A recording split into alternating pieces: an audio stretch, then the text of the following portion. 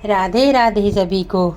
आज मैं कन्हैया जी और राधा रानी की प्रथम नौका विहार के बारे में एक रोचक कहानी सुना रही हूँ। पहले ब्रजवासी का प्रमुख व्यवसाय दूध दही मक्खन बेचना था। नंद जी के यहाँ भी बहुत बड़ा इसी काम का व्यवसाय होता था और हमारे ब्रजवान जी के यहाँ भी यही व्यवसाय होता था, दूध दही मक्खन। बहुत सी गोपियाँ आती थी, दूध दही मक्खन लेती और जमुना पार उसे बेचने जाती थी, जमुना जी पार करके। एक दिन राधा रानी ने अपनी सखी विशाखा और ललिता से कहा कि मुझे भी माखन बेचने तुम्हारे साथ जाना है। तो उन्होंने कहा चलो। सभी सखियों के साथ राधा रानी भी एक मटकी लेकर माखन बेचने जमुना पार गईं। लेकिन उस दिन ऐसा हुआ कि माखन बिका ही नहीं और धीरे धीरे शाम होने लगी, अंधेरा होने लगा। राधा रानी ने कहने लगी, मुझे बहुत चिंता हो रही है, मेरे घर पे मेरे माता पिता मेरी बहुत चिंता कर रहे होंगे, अंधेरा होने वाला है, मुझे जल्दी घर पहुंचना है। तो राधा रानी सखियाँ बोली, चलो तुम चल के ऊपर टीला बैठ जाओ, हम जमुना किनारे देखेंगे कोई भी नाव वाला नाविक आएगा तो बिठा देंगे। तभी इन्होंने देखा एक छोटा सा बालक नाव लिए आ रहा था। तो उसे देखकर विशाखा ललिता चिल्ला रही, ओ मल्लाह के मतलब मल्लाह के बेटे। उन्होंने अनसुना कर दिया। फिर बोली, ओ मल्लाह के ने इतको आइए। कान्हा जी आए गुस्से में, बोले का बात कर रही हूँ गोपियाँ, तुम्हें बात करवे की नेऊ तमीज ना है, का मल्लाह के कर रही हूँ। मैं कोई मल्ला फला को ना हूँ, मेरी खुद की नाव है और मेरे पिताजी ने मुझे नाव दी है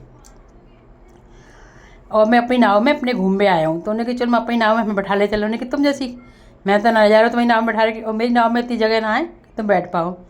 तभी राधा रानी ऊपर से बोली कि बहुत देर हो रही है, हमें जाना है। तब जब राधा रानी की आवाज़ सुनी ठाकुर जी ने तो कहीं हाँ बैठा लेंगे, एक जने की जगह है जो ऊपर बैठी है, न बुला ले, इन्हें ले जाएंगे।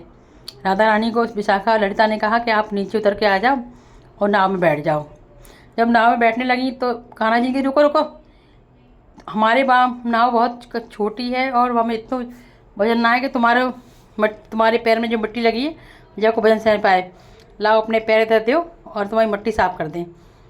फिर कान्हा जी राधा रानी ने पैर ऊपर किया एक और एक पैर ज़मीन पे, और कान्हा जी उनकी मिट्टी साफ कर रहे हैं। फिर राधा रानी नाव में बैठ गई। राधा रानी नाव में बैठी धीरे धीरे उनकी सखी सब बैठ गई। अब कान्हा जी बोले कि जे तो कैसे आएंगी सामने, हमारी नाव डूब जाएगी।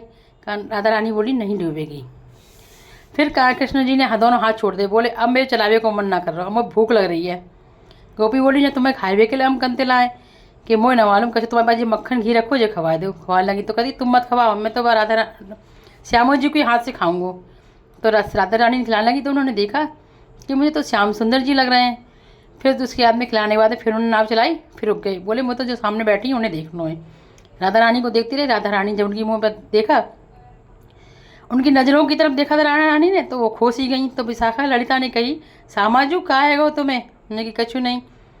फिर वह चल गई। फिर वो बैठ के चलने लगी नाव। तभी उनके मुंह में से निकल गई किशोरी जी के मुंह में से, और श्याम सुंदर जी ठीक हो? श्याम सुंदर जी की हाँ किशोरी जी बिल्कुल सही है। राधा रानी ने पहचान ली, ये तो अरे ठाकुर जी। तभी उन्होंने पगड़ी पड़ी उतारी और अपने आगे बांसुरी के सुंदर रूप में फिर उन्होंने बांसुरी बजाई और नौका में बैठ के उन्हें मधुर लीला करी। उस समय द्वितीय तृतीया थी, लेकिन बाद में चंद्रमा ने पूर्णिमा के चंद्रमा जैसी रोशनी करी और भयंकर बहुत ही बढ़िया रासलीला करी। वो नौका में राधा रानी और कान्हा जी की एक साथ पहली नौका विहार थी। अगर इस प्रकार की राधा रानी की छोटी छोटी प्यारी प्यारी कहानियाँ आपको पसंद आती हूँ तो मेरे चैनल को सब्सक्राइब कीजिए, लाइक कीजिए, शेयर कीजिए। राधे राधे। बोलो राधे राधे। किशोरी जी की जय, कान्हा जी की जय। बोलो वृंदावन बिहारी लाल की जय। राधे राधे।